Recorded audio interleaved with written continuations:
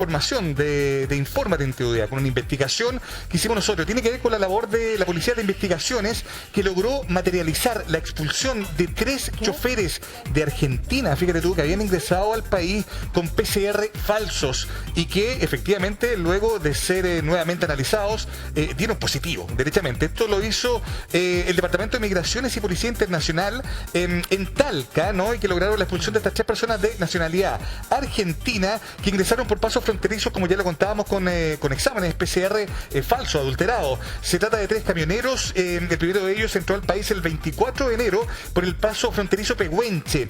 2 días después, otros 2, el 26 del mismo mes, también ingresaron por el mismo paso fronterizo, otros 2 conductores, ¿no?, de nacionalidad argentina, que también presentaron documentación con exámenes de PCR negativo. Sin embargo, ¿no?, la autoridad sanitaria, al corroborar esos exámenes, al someterlos nuevamente a otro test de ingreso obligatorio, ¿no?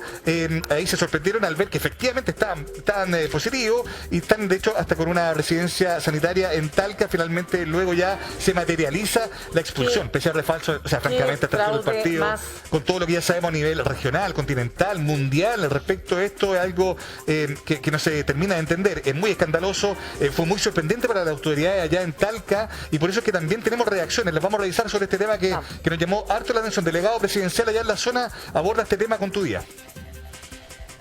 Hacer el llamado a aquellas personas que quieren ingresar por nuestro país, primero ser muy responsables, porque las medidas sanitarias son muy rigurosas. Las medidas, hemos visto la cantidad de aumento de contagio en nuestro país y en los países vecinos, por eso que no podemos aguantar ni tolerar actos como el que estuvimos viendo el día de hoy, de falsificar documentos, sobre todo pensando la situación sanitaria que nos hemos enfrentado no solamente en nuestro país, sino que en todos los países vecinos y la mayor cantidad de países del mundo. Hay que ser muy infame, muy infame. Oye, para realmente cometer fraude con algo tan importante para la salud de las personas. Increíble. Y sabes que hay que ser muy infame y muy ingenuo también, perdóname, porque en el fondo la autoridad acá en Chile fue muy sencillo. Ingresaron los datos de estas personas y resulta que le arrojaban datos de otras personas, correspondían a otras.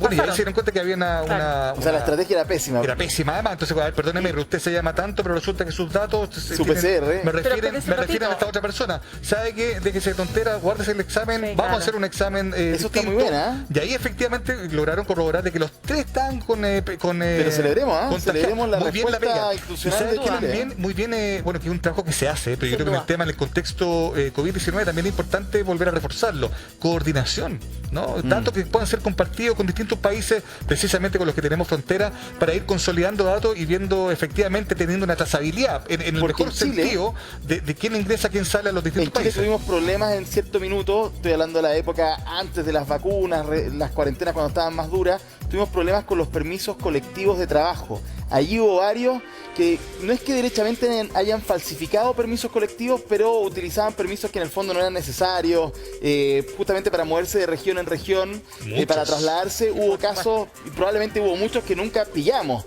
pero hubo casos que efectivamente no es que inventaran el trabajo, pero el rol realmente no era para ese momento y se utilizaba esa posibilidad que daba el Estado, el gobierno, para poder trasladarse. Dicho eso, no se habló en general en Chile, en ningún caso, de PCR falsificados. ¿Se acuerdan ustedes que sí se hablaba de sectores donde uno se podía como ir a hacer un PCR, clínicas que, claro, hubo algunos lugares donde efectivamente llegó la Seremio, llegó inmediatamente la policía para que se dejaran de vender, pero fue muy poco. Entonces, complejo que justamente lleguen personas desde Argentina con esta metodología que podría trasladarse también a Chile. Ojo que los PCR, Mirna, están siendo más importantes que nunca y por eso tenemos justamente una especie de colapso a propósito del tema, porque hay mucho más contagio y las personas evidentemente necesitan saber si están o no contagiadas. Entonces, si además vamos a poner en duda muchas veces esa información, esto se puede transformar en un problema mayor, así que qué bueno que lo atajamos rápido. No, totalmente, absolutamente. Pero tenemos más en Infórmate en tu día.